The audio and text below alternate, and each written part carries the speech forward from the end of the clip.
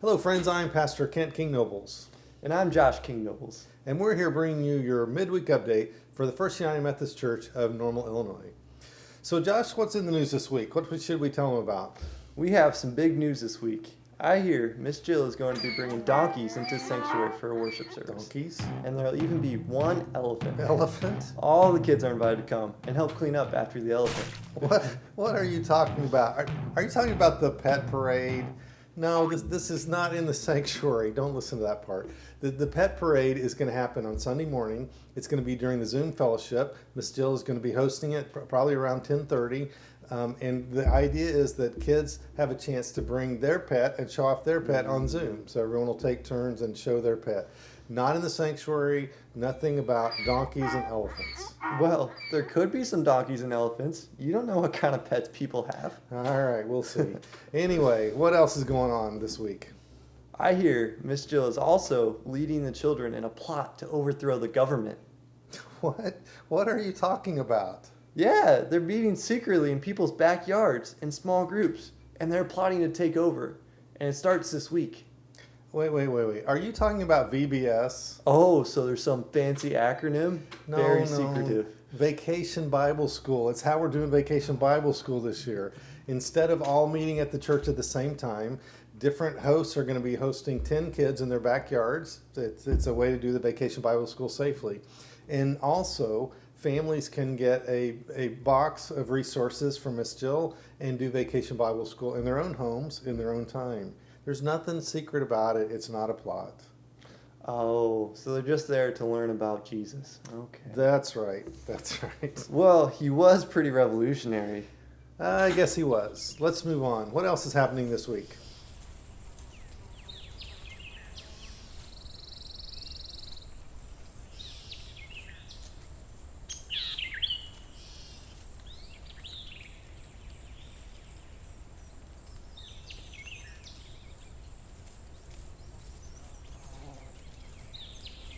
Well, speaking of revolution, a group of communists are meeting on Thursday.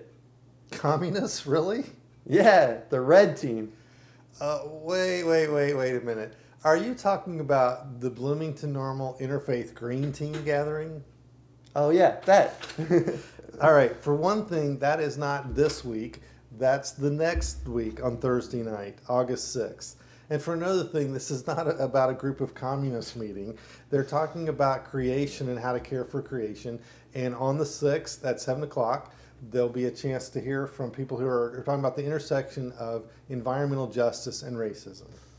Sounds kind of fishy if you ask me. All right, Josh, let's get back to this week. What else is happening this week? I guess I really don't know. What's happening with you? Well, we can report on the Special Projects Bridge campaign. Oh yeah, the effort to raise money to build a new bridge from the youth room to the campus Starbucks? No, not that. The effort to raise $150,000 to replace the church van, which is gone now. After something about the gas tank was corroded and leaking, so that wasn't good. Also, we need to replace some ancient failing air conditioning units on the top of the building. We need to upgrade our audio-visual technologies and protect our stained glass windows. Oh yeah, that. Yes. That campaign is moving a little slowly at the moment, so I'm hoping that the people watching will prayerfully consider contributing to that campaign so we can get that moving into a little bit higher gear. So far, we've reached a little over $55,000, but we need to get to $150,000 in order to complete this campaign. So Mike Peterson is going to be talking to you for just a couple of minutes about the audio-visual part of that campaign and why we need to focus on that. So that's all from us, Josh. Let's throw it over to Mike. Have a good week, everyone. Mike?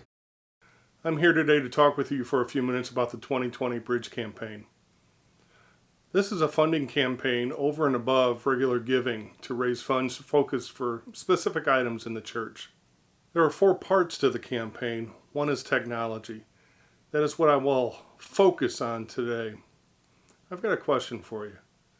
What do you think of when you hear the word technology? Audio visual in the sanctuary and fellowship hall?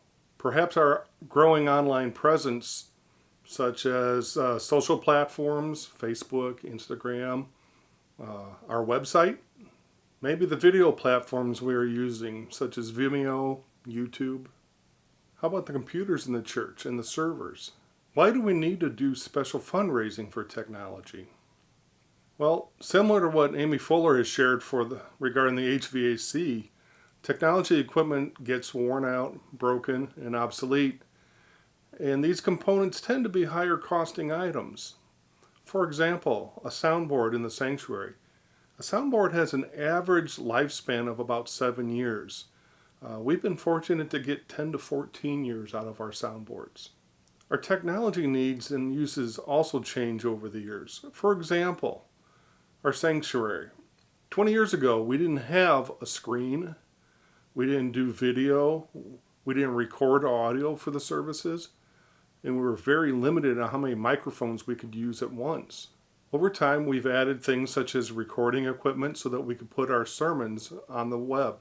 We added a screen to enhance worship services as well as other programs in the sanctuary. Not only do our needs change, but the availability and cost of technology changes too. For instance, we are very limited on what we can do with lighting in the sanctuary, as well as we are using lighting that is old, it uses a lot of energy, it's expensive to operate, and expensive to replace light bulbs when they go out. You may have noticed we wait until there are multiple lights out in the sanctuary before we replace them because of the cost that it takes to bring in the equipment to do the light changes. You may also notice differences in these videos when we operate the cameras from the balcony versus when we have the cameras down front with the temporary lighting. When we're in the balcony, because of the limited lighting, it's darker, the cameras work harder, and the video starts to get grainy and less focused. Once we return to holding our services in the sanctuary, we won't be able to use temporary solutions that we've been doing recently using temporary lighting. Some of the services that you've seen and what we're planning on doing for the foreseeable future, our cameras and our lights are going to be down in front of the chancel area so that we can get the best video possible of our pastors and our musicians and our liturgists.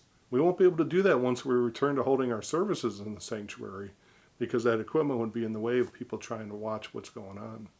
One last thing I would like to talk about while I've got you all spellbound is volunteers. I'd like to take a moment to mention that with our expanding technology at the church, we need help. We need people to help with lighting and with the visuals and with the audio and other areas in the church, such as maybe helping to maintain our website. If you're a high school age or older individual and you're interested in learning more, contact me at the email address down here. Don't worry if you don't have a specific expertise, you don't think you know enough about audio to be involved in it. It's more important to have the desire to be involved in our technology work. We can work with you and train you and help you learn how to do those pieces. Thank you so much for your time. I ask that you please prayerfully consider what you may be able to give for this campaign.